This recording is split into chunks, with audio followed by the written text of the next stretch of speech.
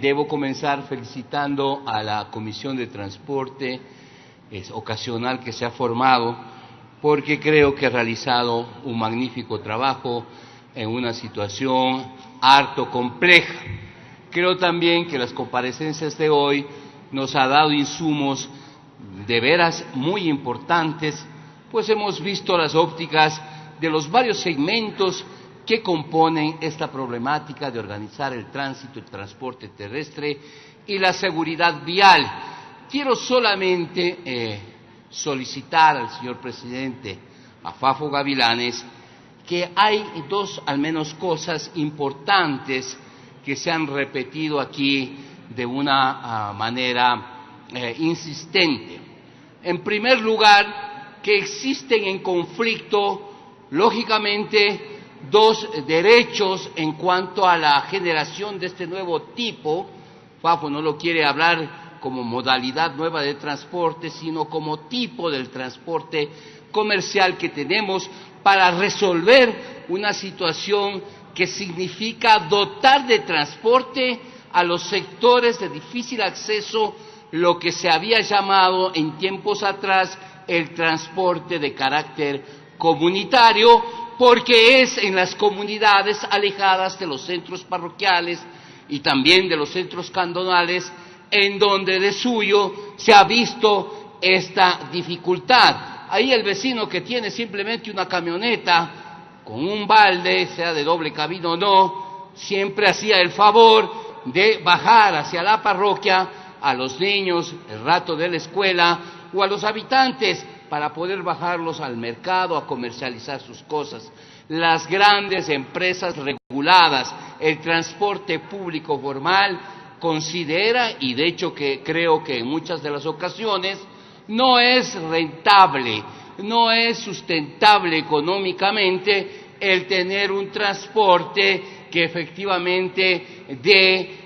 preste el servicio a estas comunidades alejadas. Por eso, lo de las camionetas doble cabina que de carácter mixto pueden y transportan ahora sin necesidad de que exista ninguna ley, carga y personas, y a veces personas en condiciones realmente de verdadero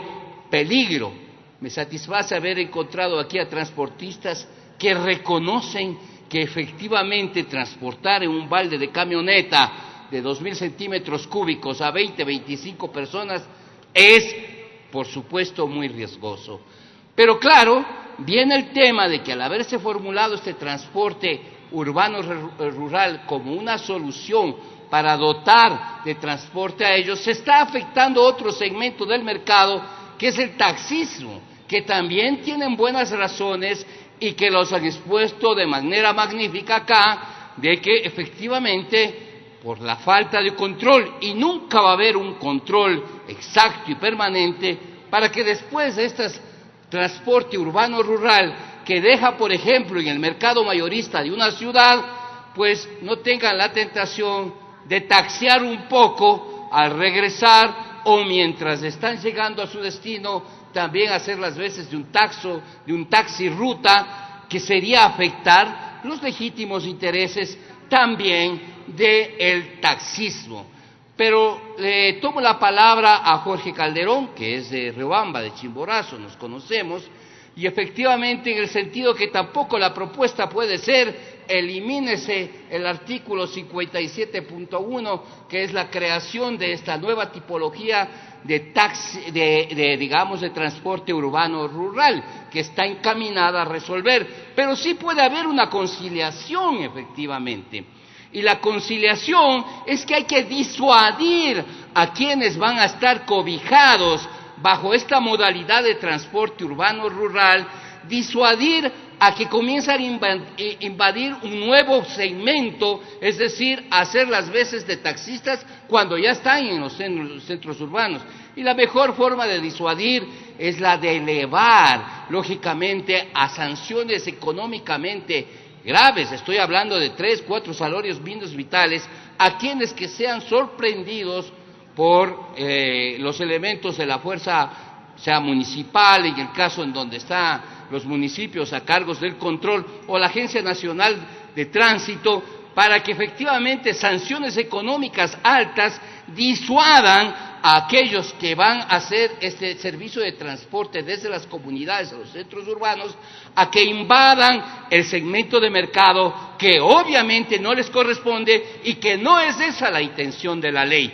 Ahí estuvo aquí formulada por Jorge Calderón una situación importante que yo creo que hay que gastar un poco más en la redacción y ser específica para que se prohíba en la letra y en la intención de esta nueva reforma a la ley de que está dedicada exclusivamente para el transporte en las áreas en donde no hay servicio público, desde las comunidades a las cabeceras parroquiales, cantonales, las que sean, pero exclusivamente con este tipo de servicio y no invadiendo el segmento del taxismo, que lógicamente existe una aprehensión tremenda en este sentido. Pero colateral a eso, yo solicito a los señores miembros de la comisión que se reúna con el taxismo nacional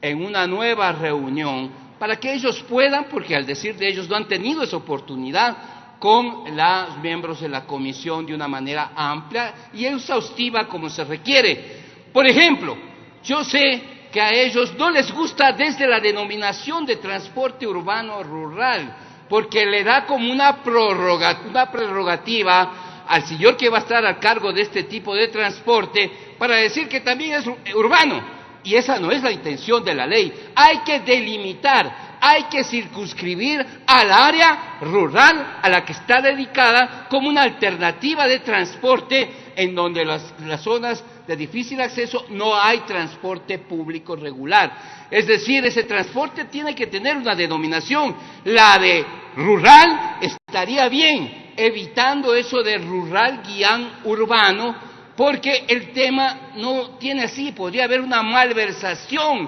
del nombre de urbano rural, cuando en cambio está dedicada a las personas que efectivamente carecen de ese servicio y que lo sabemos claramente están en las comunidades y en el sector rural. Tal vez así podríamos conciliar